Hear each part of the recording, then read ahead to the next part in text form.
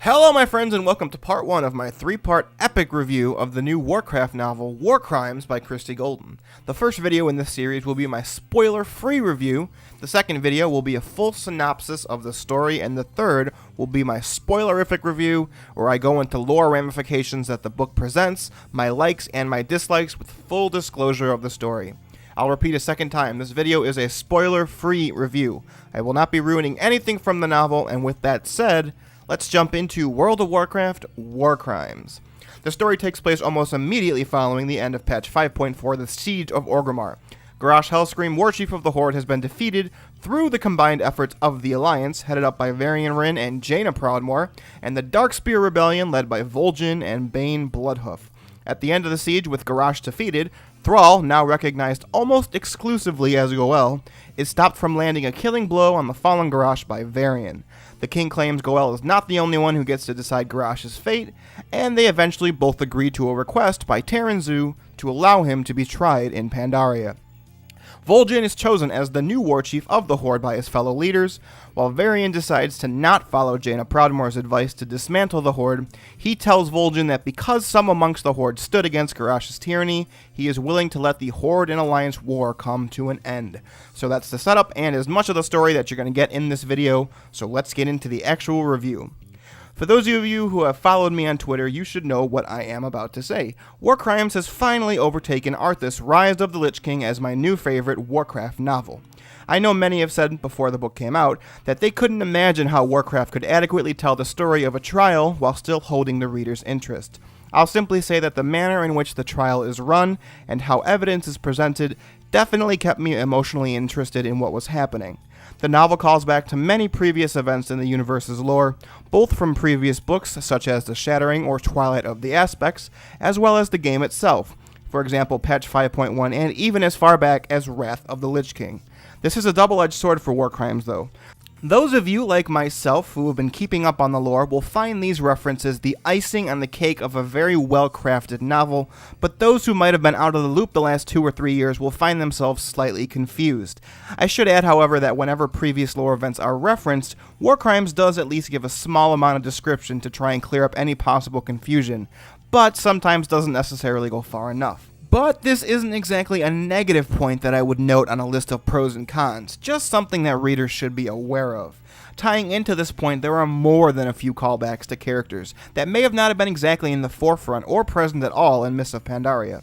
2 characters in particular surprised me with their inclusion in the story, but they fit so well that it just made sense that Golden would go back and bring them to the forefront of the lore again. In addition to this, whatever characters you may wonder about what happened to following 5.4, with perhaps the exception of maybe Grizzle Gearslip the Goblin, they are all addressed and explained in this story. True, I only really had one complaint with the novel, but it's hard to speak about without spoiling it. Make sure to catch my spoiler review to hear more, but I'll say that the manner in which Golden, or Blizzard really, because it seems like this was more of a move they made her write than her own idea, ends the story left it on a bit of a sour note for me. It was like I ate one of the best meals of my life, only to have my dessert, and the very last bite of it was a little bit too old and tasted slightly spoiled. Still, I'm willing to forgive this because the novel does almost everything else superbly. There is also a multiple-page scene toward the end of the novel where, even though they don't state as such, the characters involved in what is happening are very clearly supposed to be representative of the players. I appreciate this kind of reference so much in novels that tie into other games. Golden tried to do this with Theramore scenario for both factions in Tides of War, but it didn't really work for me. This time, I could picture my own personal character in this scene doing the action, and it put a huge smile on my face. True, my favorite part of the book is actually this scene, which you'll hear more in my spoiler review. Aside from the trial storyline, which is the biggest driving point, there is also a subplot involving Sylvanas Windrunner and another character that I found extremely poignant. And without spoiling anything, I'll simply say that anybody who has watched my channel or listened to me speak about the lore for any length of time knows I really can't stand Sylvanas as a character. Outside of Thrall, Malfurion, and I guess Medan, she's probably the character I dislike the most, and despite all of that, the subplot with her in War Crimes really makes me feel for her as a character. Even going so far as me saying the subplot's conclusion scene makes me legitimately sympathize with Sylvanas as a character, something which I never thought would happen.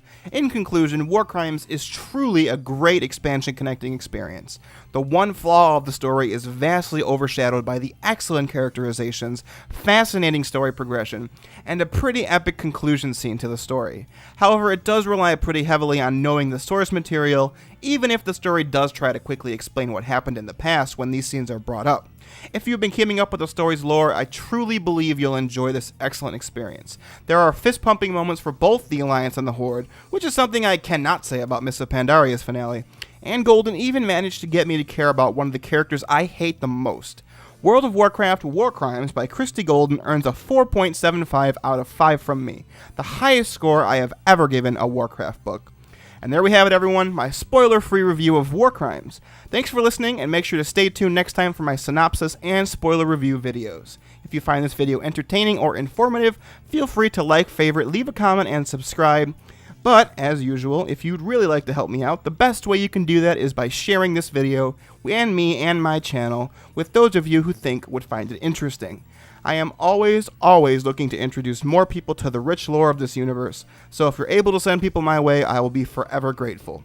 Make sure to stay tuned to this channel for future Warlords of Draenor videos, in addition to the spoiler review and synopsis videos, because with World of Warcraft and an expansion on the way, there is always more and new lore to explore.